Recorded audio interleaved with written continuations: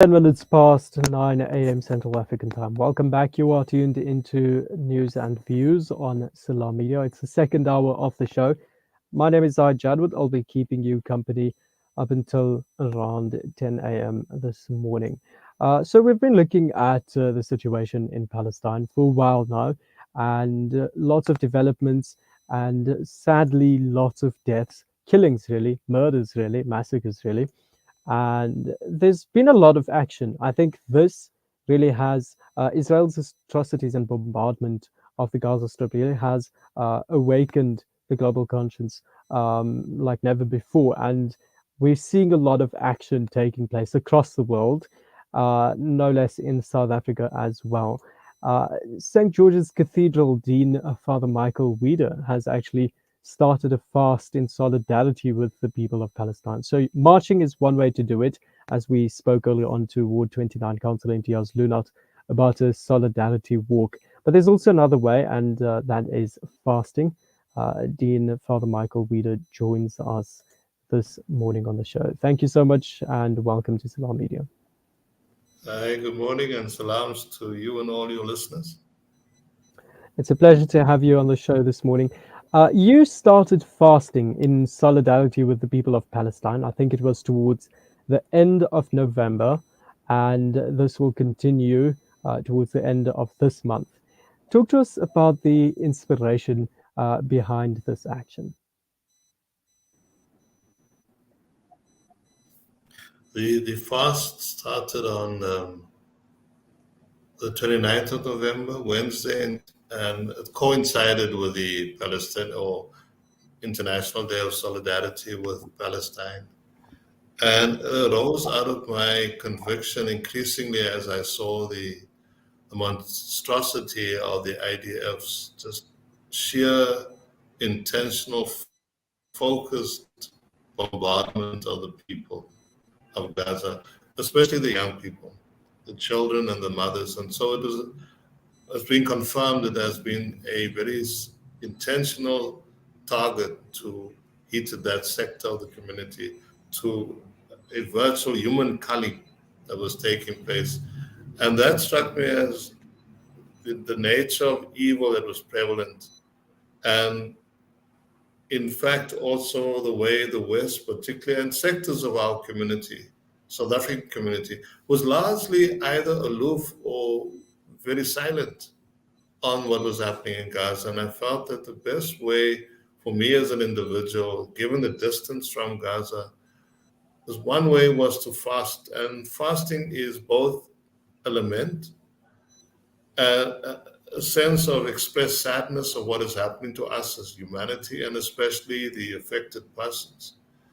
It was an lament at what has happened to so many Israelis that they are so substantially aloof to what is happening to Palestinian mothers, to Palestinian children.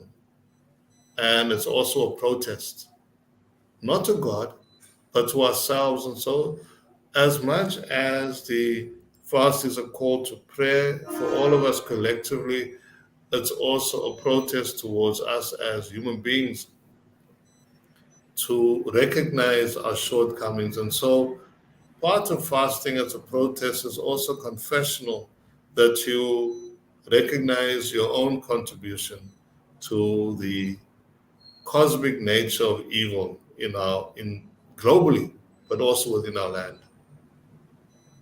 I think you put it very powerfully when describing what is happening in Gaza and the nature of the atrocities that are being perpetrated against innocent civilians in that corner of the globe.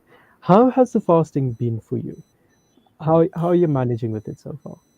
On a personal level, it's been a great blessing because it is among some of us. It's not a fasting is not a uniform collective act as an Islam. It's very much individual, and I come out of that tradition of fasting, either the 4 weeks leading up to Easter, or in this case, the 4 weeks that we know as Adventide, the 4 weeks leading up to Jerusalem.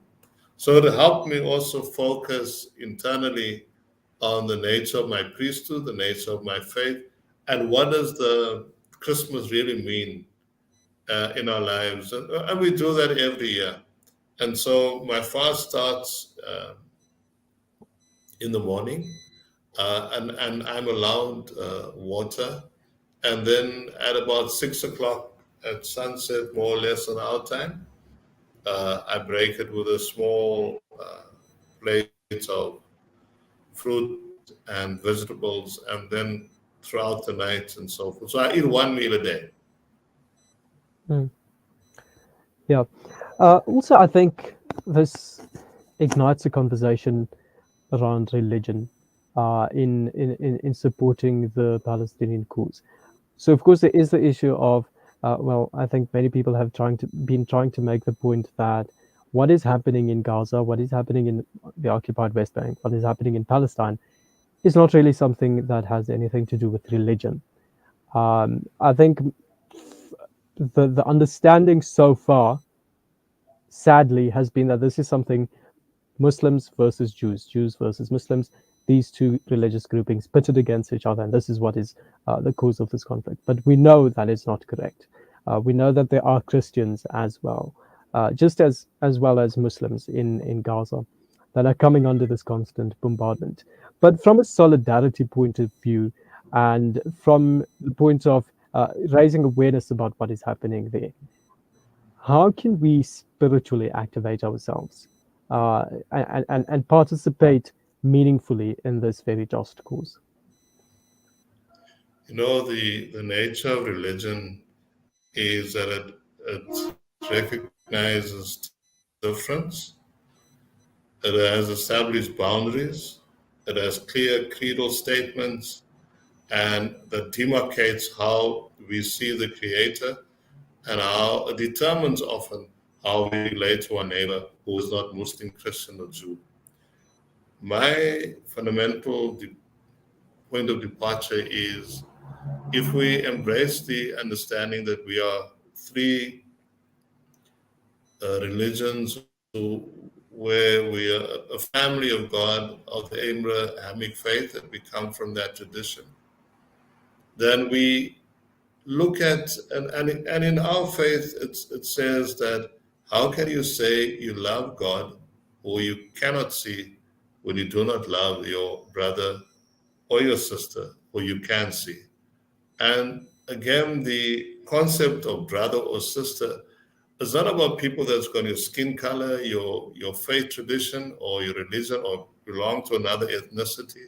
The brother is somebody who is there, visible in need, whether it is the distance of Gaza from Cape Town, or whether it's just down the road. The neighbor is somebody where in one of our gospels in Matthew, on the day of judgment, Jesus says, welcome to a certain group of people for all that you've done, for when you fed the poor, when you clothed the hungry, and so forth. And then we're going to say, but when did we feed you? When did we clothe you? And in a letter to our clergy recently, God is going to ask us, what did you do and say about Gaza? What did you do and say about Palestine? What did you do and say about Israel and holding them to account? And then Jesus will say to us, whatsoever you did unto the least of my children, you did unto me. And so in our faith tradition, the divine is very much within our being. The in the Hebrew Bible in Genesis, it talks about that act of creation where God makes, or Elohim or Yahweh creates man in God's image out of clay of the earth. And then it's just an inanimate being or creation. And then God lifts up this clay model, and God breathes God's breath this into this being that becomes, and then it says, and then man becomes a living being. And so we are the custodians of the divine. And that is so important that we do not lose sight of that the image of God is another person. Mm. I think when we're watching what's happening to our brothers and sisters in Palestine, do you see this as something like a call to revive spirituality in our individual lives, in our own capacities, wherever we may be. So, one of our great saints of Africa from Hippo in his day, today Algeria, St. Augustine said that without us, God won't, and without God, we can't. And so the walk of life has to be where we are the hands and the feet of God. We are God's presence in the way we engage people in need, the way we care. It's not some angel going to fall from the sky or from the heavens, but how we are an angelic, godly presence in the way we interact with each other, in the way we play with ourselves. I remember Steve Bantu Biko, them, that generation of activists in South Africa saying, um, we did not fight against apartheid. We fought for liberation, and the first step of liberation is the liberation of the mind, the synchronicity of mind with spirit, and the freedom that comes with that. And so, even if you are harshly treated and you are denying the most basic rights, that your mind and your spirit is free.